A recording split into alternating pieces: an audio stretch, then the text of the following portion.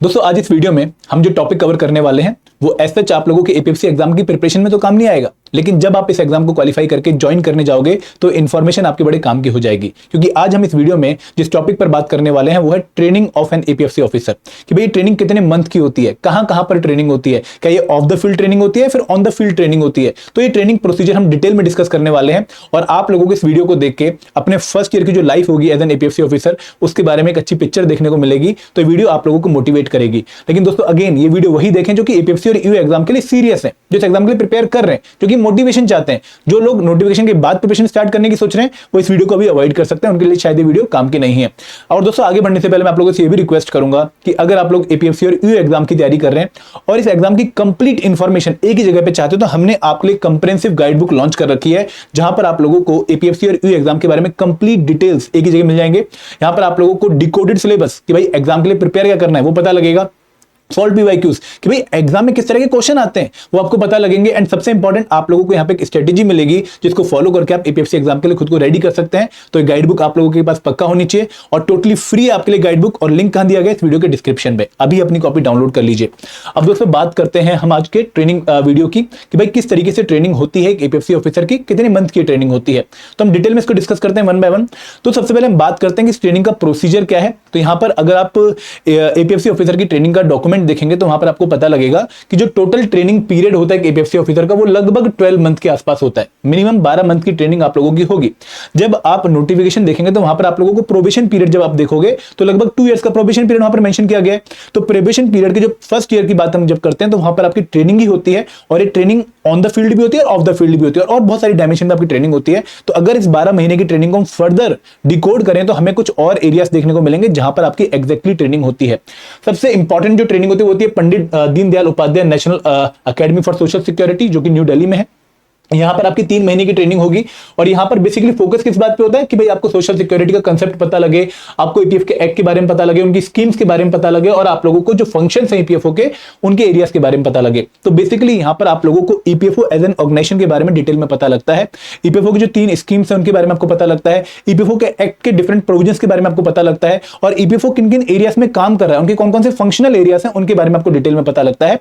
और जनरली ये जो ट्रेनिंग है जो Pandit Deendayal Upadhyaya national academy for social security होती है, यहां पर आपको मल्टीपल बैचेस में ट्रेनिंग देखने को मिलती है। जैसे फॉर एग्जांपल अगर मैं अभी 2023 के बैच की बात करूं तो 159 लोग सिलेक्ट हुए थे। तो इन लोगों को 3 बैचेस में बुलाया गया, जहां पर एक बैच में 53 लोगों के आसपास थे।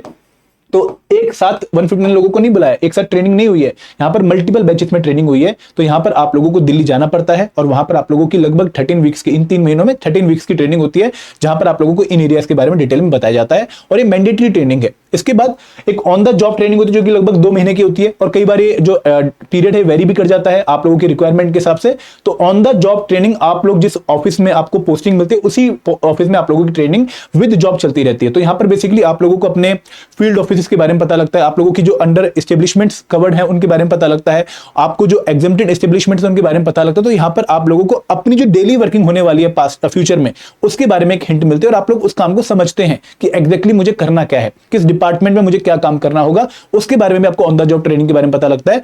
और यहां पर हम इसको और डिटेल में कवर करेंगे अपनी आने वाली स्लाइड्स में। देन दोस्तों आप लोगों की 2 महीने की ट्रेनिंग होती है, लगभग 9 से 11 वीक की ट्रेनिंग होती है। वो होती है आपकी नेशनल लॉ यूनिवर्सिटी में जो कि जनरली गांधीनगर में होती है। और इस ट्रेनिंग में आप लोगों को लीगल फंक्शंस के बारे में पता लगता है, लेबर लॉज की निटी-ग्रिटीज के बारे में पता लगता है। तो यहां पर जो अगेन आपका काम है एज ए रिकवरी ऑफिसर या फिर एज एन इंस्पेक्टर, उनके बारे में जो डिटेल आपको लोगों को चाहिए होते हैं, लेबर लॉज की जानकारी अच्छे से चाहिए होती है, आपको लीगल प्रोसीडिंग्स, कैसी लीगल प्रोसीडिंग्स की जानकारी अच्छे से चाहिए होती है। तो वो ट्रेनिंग आप लोगों को यहाँ पर मिलती है। और यहाँ पर अगेन ये जो ट्रेनिंग है यहाँ पे सारा का सारा बैच एक साथ जाता है। तो 159 लोग जो सिलेक्ट हुए हैं जैसे वो सब एक साथ कहां जाएंगे, national law university generally Gandhinagar यहां पे जाते हैं, और यहां पर आप लोगों को लीगल प्रोविजंस के रिगार्डिंग ट्रेनिंग मिलती है। दोस्तों एक आईटी ट्रेनिंग होती है जहां पर आप लोगों को माइक्रोसॉफ्ट वर्ड हो गया, माइक्रोसॉफ्ट एक्सेल हो गया, और जो डिफरेंट आईटी के जो पार्ट्स हैं जैसे प्रोसेसिंग सॉफ्टवेयर वगैरह हो गए उनके बारे में नॉलेज दी जाती है, जो कि अगेन काफी लोगों को पहले से पता होता है, बट फिर भी ट्रेनिंग इसलिए जाती है क्योंकि आप जो काम करेंगे उनके बारे में आपको कभी दिक्कत ना आए। तो यहां पर आप लोगों को जो इंफॉर्मेशन टेक्नोलॉजी से रिलेटेड एस्पेक्ट्स हैं उनके रिगार्डिंग एक separate on the job training मिलेगी। देन दोस्तों एक भारत भ्रमण का भी प्रमाण है यहाँ पर। प्रमाण क्या है कि भाई आप लोगों को पूरा जो इंडिया है वो घुमाया जाएगा। और इसका पर्पस क्या है घुमाने का, कि भाई आप लोगों को डिफरेंट जो हमारे देश के इंडस्ट्रियल कॉरिडोर्स हैं या फिर इंडस्ट्रियल जो एस्टेब्लिशमेंट्स हैं उनके बारे में डिटेल में पता लगे, क्योंकि हर जगह की एक अपनी एक पहचान होती है। अगर आप साउथ में आएंगे तो वहाँ पे इंडस्ट्री का एक डिफरेंट पहचान है, अगर आप नॉर्थ में रहेंगे तो यहाँ पे एक डिफरेंट तरीका है इंडस्ट्रीज को वर्क करने का, ईस्ट में थोड़ा डिफरेंट है, वेस्ट में थोड़ा डिफरेंट है। तो आप लोग इसलिए भारत भ्रमण पे जाते हैं कि भाई आप लोगों को मेजर इंडस्ट्रियल क्लस्टर के बारे में पता लगे और आप लोगों को इंडस्ट्रियल क्लस्टर में कैसे लोग काम कर रहे हैं उनके बारे में भी इंफॉर्मेशन मिले। एंड दोस्तों लास्ट एक ट्रेनिंग होती है बिहेवियरल एंड एटीट्यूड ट्रेनिंग। इसका पर्पस क्या होता है कि भाई आप लोगों को कम्युनिकेशन के बारे में पता लगे, आप लोगों को एटीट्यूड्स पॉजिटिव पता लगे, किस तरीके से अपने सीनियर से डील करना है, किस तरीके से अपने जूनियर से डील करना है, किस तरीके से आपको जो एस्टेब्लिशमेंट्स में लोग हैं जहां पे आप विजिट करने जा रहे हैं, जहां पर आप चेक करने जा रहे हैं कि भाई वो पीएफ एक्ट फॉलो कर रहे हैं या नहीं कर रहे हैं, उनसे कैसे डील करना है, ये सारी ट्रेनिंग आपको कहां मिलती है, इस वाले पोर्शन में। और ये भी जनरली आप लोगों की ऑन द जॉब ट्रेनिंग होती है। तो यहां पर ये वाली ट्रेनिंग और ये वाली ट्रेनिंग 2, 5 और 6 2, 4 और 6 जनरली ऑन द जॉब है। और भारत भ्रमण में आप लोगों को इंडिया विजिट करवाते हैं। And on the job training के ऊपर जो ये वाली ट्रेनिंग है पीडीएनएस वाली, ये आपकी ऑफ द फील्ड है और ये थर्ड वाली भी ऑफ द फील्ड है। तो यहां पर आप लोगों को एक मिक्सचर देखने को मिलेगा कि भाई कुछ ट्रेनिंग आपकी ऑन द जॉब रहेंगी और कुछ ट्रेनिंग आप लोगों को ऑफ द फील्ड जाके दिल्ली में जाके या फिर गांधीनगर में जाके आपको ट्रेनिंग करनी पड़ेगी। तो ये आपका ओवरऑल स्ट्रक्चर है ट्रेनिंग का। आगे बढ़ते हैं। अब दोस्तों बात करते हैं कि ट्रेनिंग क्यों करवा रहे हैं, ऑब्जेक्टिव क्या है ट्रेनिंग कंडक्ट करने का। दोस्तों इसका ऑब्जेक्टिव है कि भाई आप लोग एक कमिश्नर पोस्ट पर आ रहे हैं, आप लोग APFC post assistant provident fund commissioner post पे ज्वाइन कर रहे हैं। तो आप लोगों को लीडरशिप के बारे में पता होना चाहिए कि किस तरीके से आपको अपने जूनियर्स को लीड करना है। ई ऑफिसर हो गए, पीए हो गए, एसएसओ हो गए, उनको कैसे लीड करोगे। फिर आपको मैनेजरियल टास्क के बारे में बताना कि भाई किस तरीके से टास्क को मैनेज करना है, किस तरीके से लोगों को डेलीगेट करना है, किस तरीके से काम को करके आगे ऊपर पास करना है। तो वो सारी जो टीचिंग है वो आप लोगों को यहाँ पर मिलती है। एंड आप लोगों को टेक्निकल डिटेल्स के बारे में पता लगता है इस ट्रेनिंग के दौरान। जैसे टेक्निकल डिटेल्स क्या, कि भाई अकाउंट्स कैसे मैनेज करने हैं, आपको एनुअल अकाउंट प्रोसेस समझना पड़ता है, आपको क्लेम्स को डिस्बर्स करने का प्रोसेस समझना पड़ता है, आप लोगों को जो है पेंशन के बारे में पता करना पड़ता है, आप लोगों को लीगल प्रोसीडिंग्स के बारे में पता करना पड़ता है। तो वो सारी टेक्निकल नॉलेज आपको कहाँ मिलती है, इस ट्रेनिंग के दौरान ही मिलती है। और अगर मैं पूरा ऑब्जेक्टिव आप लोगों को बताऊं तो ऑब्जेक्टिव कुछ इस प्रकार से है कि भाई पहली बात तो आप लोगों को बिहेवियरल एंड मैनेजरियल इंसाइट मिले और आपके अंदर ओवरऑल लीडरशिप क्वालिटीज डेवलप हों। ये बहुत जरूरी है एज एन एपीएफसी ऑफिसर, क्योंकि आप 5 साल बाद प्रमोट होकर आरपीएफसी बनोगे, फिर आप उसके ऊपर सीपीएफसी बनोगे। तो आपको ये नॉलेज होनी चाहिए कि भाई किस तरीके से मुझे लीड करना है और किस तरीके से मुझे लोगों को गाइड करना है। देन दोस्तों आप लोगों को अपडेट रहना पड़ेगा, जो भी आपके एरियाज में, वर्क एरियाज में, फंक्शनल एरियाज में जो भी अपडेट आ रही है वो उनसे आपको रूबरू रहना पड़ेगा और आप लोगों को कहीं ना कहीं वो आगे पास ऑन भी करनी पड़ेगी इंफॉर्मेशन। तो इस ट्रेनिंग का पर्पस ये भी है कि भाई आप लोगों को अपडेट किया जा सके with the change in work dynamics, policies and international development. आपके ईपीएफओ या सोशल सिक्योरिटी डोमेन में जो भी अपडेट हो रही है, जो भी चीजें चल रही हैं, उनके रिगार्डिंग आपको पता हो और आप उसको आगे अपनी ऑर्गेनाइजेशन की वर्किंग में यूज कर पाए। एंड दोस्तों लर्निंग्स, जहां पर आप लोग जो है जो ईपीएफओ की वर्क जो प्रोफाइल है उसको आप और बेहतर से समझें और उसको इस तरीके से अप्लाई करें अपने डेली फंक्शंस में, ताकि ईपीएफओ को और जो है ग्रोथ देखने को मिले। तो यहां पर आप लोगों को इस तरीके से गाइड किया जाता है कि भाई आप लोगों को सारी चीजें पता हो और आप ये सब चीजें पता करने के बाद ऐसे काम करें कि भाई इस काम से और ईपीएफओ को फायदा हो। एंड दोस्तों मेंटरशिप आप लोगों को मिलती है फ्रॉम डिफरेंट पर्सन जो कि प्रीमियर नेशनल या फिर इंटरनेशनल लेवल से बिलोंग करते हैं। और उसके बाद आप लोगों को ट्रेनिंग मिलती है ताकि आप बाद में सर्टिफिकेशन ले पाएं और अपनी प्रोफाइल को और इंप्रूव कर पाएं। तो बेसिकली इस पर्टिकुलर एस्पेक्ट का पर्पस क्या है कि भाई आपको टेक्निकल स्किल्स मिले सर्टिफिकेशंस के थ्रू, आप लोगों को गाइडेंस मिले जिसके थ्रू आप अपनी लीडरशिप और मैनेजरियल स्किल्स को डेवलप कर पाएं। एंड दोस्तों जब मैं ऑन द जॉब ट्रेनिंग की बात करता हूं तो ऑन द जॉब जो ट्रेनिंग होती है 2 से 3 महीने की, यहां पे जनरली आप लोगों को डिपार्टमेंट वाइज ट्रेनिंग देखने को मिलती है। डिपार्टमेंट वाइज ट्रेनिंग का मतलब क्या है कि जो ईपीएफओ के डिफरेंट डिपार्टमेंट्स हैं उनके बारे में आप लोगों को जानने का मौका मिलता है। जब मैं अकाउंट्स एंड क्लेम्स की बात करता हूं तो इस डिपार्टमेंट में जब आप जाते हैं तो आपको अकाउंट फॉर्म्स के बारे में पता लगता है, आप लोगों को एनुअल अकाउंट प्रोसेस समझना पड़ता है, क्लेम डिस्बर्समेंट कैसे होते हैं उसके बारे में समझना पड़ता है। जब मैं ऑडिट की बात करता हूं तो आप लोगों को ऑडिट की जो फंक्शनिंग है उसके बारे में समझना पड़ता है कि भाई कौन कौन से ऑडिट अकाउंट्स हैं, उनको कैसे मैनेज करना है।